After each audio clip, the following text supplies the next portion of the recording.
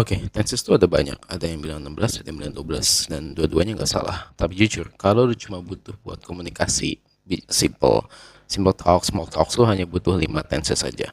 Yang pertama ada continuous tense, yang pakai ing. Ini buat ceritain sesuatu yang sedang terjadi saat lu bicara, jadi ongoing action.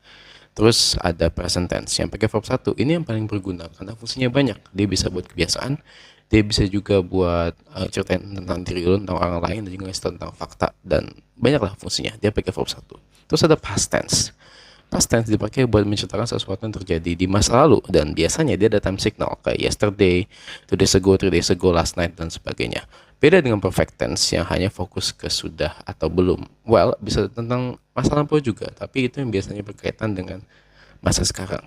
Terakhir ada future tense. Future tense itu untuk masa depan ya. Ada will, ada going to. Mereka sama aja. Will sama going to simply bedanya cuma going to itu lebih niat atau lebih yakin daripada yang will.